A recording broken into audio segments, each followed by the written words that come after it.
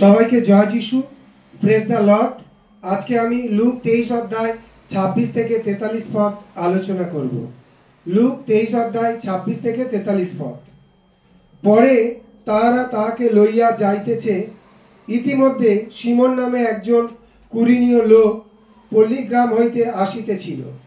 তাহারা তাহাকে ধরিয়া তার স্কন্ধে ক্রুশ রাখিল, যেন সে যিশুর পশ্চাৎ পশ্চাৎ তাহা বহন করে। আর অনেক লোক তার পশ্চাৎ পশ্চাৎ চলিল, এবং অনেকগুলি স্ত্রীলোক ছিল। তাহারা তাহার জন্য হাহাকার ও বিলাপ করিতেছিল। কিন্তু যিশু তাহাদের দিকে ফিরিয়া কহিলেন, ওগো জেরুজালেমের কন্যাগণ, আমার জন্য কাঁদিও না, বরং আপনাদের এবং আপন আপন সন্তান সন্ততির জন্য কাঁদো। কেননা দেখো, এমন সময় আসিতেছে, যে সময় লোকে বলিবে, ধন্য সেই স্ত্রীলোকেরা যাহারা বন্ধা, যাহাদের উদর কখনো প্রসাব করে নাই, যাহাদের স্তন কখনো দুগ্ধ দেয় নাই। সেই সময়ে লোকেরা পর্বতগণকে বলিতে আরম্ভ করিবে, আমাদের উপরে পড়ো, এবং উপপর্বতগণকে বলিবে, আমাদিগকে ঢাকিয়া রাখো। কারণ লোকেরা সরস বৃক্ষের প্রতি যদি এমন করে, তবে শুষ্ক বৃক্ষে কি না ঘটিবে। আরও 2 জন লোক, 2 জন দুষ্কর্মকারী হত হইবার জন্য তাহার সঙ্গে নিত হইল। পরে মাতার কুলি নামক স্থানে গিয়া তাহারা তথায় তাহাকে এবং সেই 2 দুষ্কর্মকারীকে ক্রুশে দিল। একজনকে তাহার দক্ষিণ পার্শ্বে ও অন্যজনকে বাম পার্শ্বে রাখিল।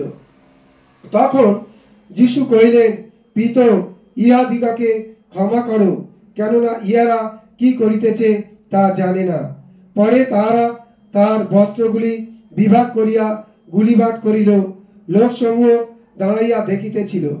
অধ্যক্ষেরাও তাহাকে উপহাস করিয়া বলিতে লাগিল, ওই ব্যক্তি অন্য অন্য লোককে রক্ষা করিত, যদিও ঈশ্বরের সেই খ্রিস্ট তার মনোনীত হয়, আপনাকে রক্ষা করুক। আর সেনাগণও তাহাকে বিদ্রুপ করিল। নিকটে গিয়া তাহার কাছে অম্লরস লইয়া বলিতে লাগিল, তুমি যদি জিউদীদের রাজা হও, তবে আপনাকে রক্ষা করো। আর তাহার ঊর্ধ্বে এই অধিলিপি ছিল, এ ব্যক্তি জিউদীদের রাজা।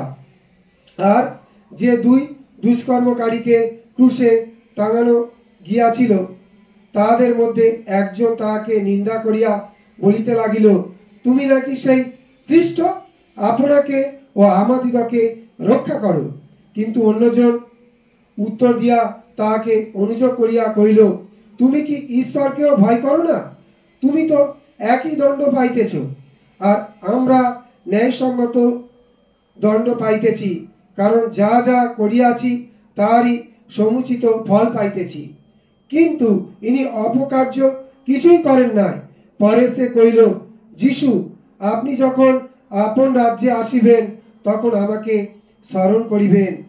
তিনি তাহাকে কহিলেন, আমি তোমাকে সত্য বলিতেছি, অদ্যই তুমি পরম দেশে আমার সঙ্গে উপস্থিত হইবে। তাহলে আমরা এখানে দেখতে পাচ্ছি লুক 23 অধ্যায় 26 থেকে 43 পদে, যখন একজন দস্যু বা দোষী ব্যক্তি ক্রুশীয় মৃত্যুর জন্য দণ্ডিত হতো, তখন তাকে নিজের ক্রুশটি কাঁধে নিয়ে ক্রুশারোপণের স্থানটি পর্যন্ত যেতে হতো।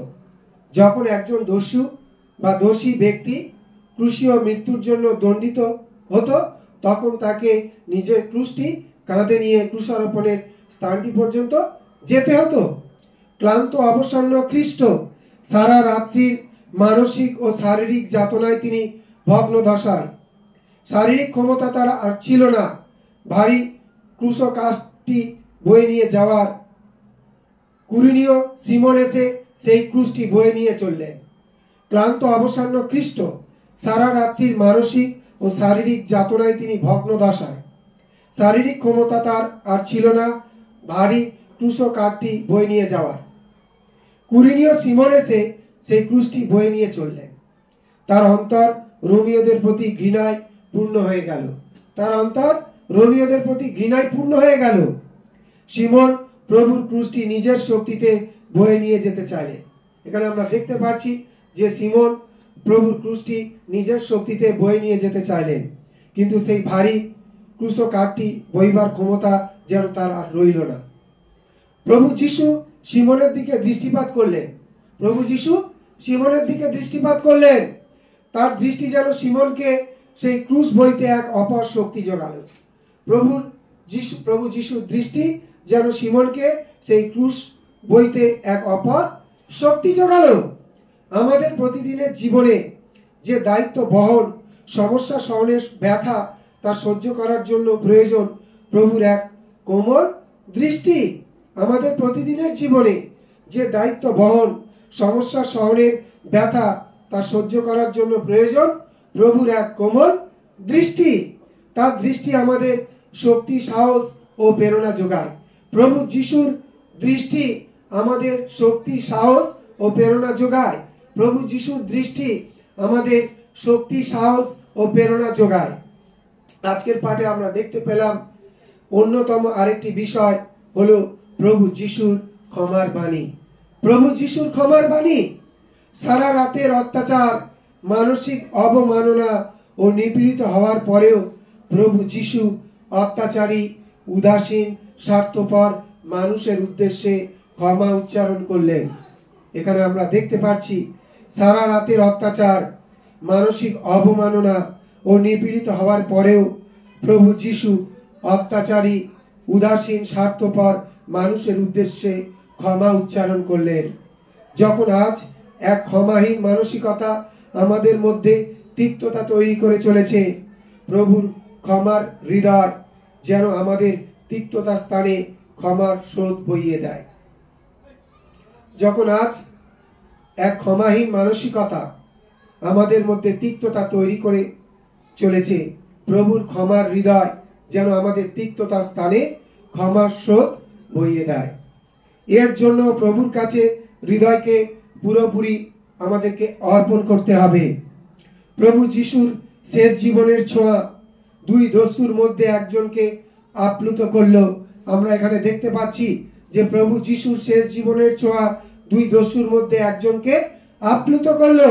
তারও ছিল আজ শেষ দিনের অন্তিম ক্ষণ। তাই খ্রিস্টের কাছে ফেরা হোক শেষ লগ্নেও, দেরিতে হলেও ফেরা একান্তই প্রয়োজন। তাই খ্রিস্টের কাছে ফেরা হোক শেষ লগ্নেও, দেরিতে হলেও ফেরা একান্তই প্রয়োজন। খ্রিস্টের সেই আহ্বান একজনকে ফেরাতে আজও ধৈর্য ধরে অপেক্ষা করছে। খ্রিস্টের সেই আহ্বান একজনকে ফেরাতে আজও ধৈর্য ধরে অপেক্ষা করছে। ঈশ্বর তার আপন বাক্যে আমাদের আশীর্বাদ করুন। জয় যিশু। Praise the Lord.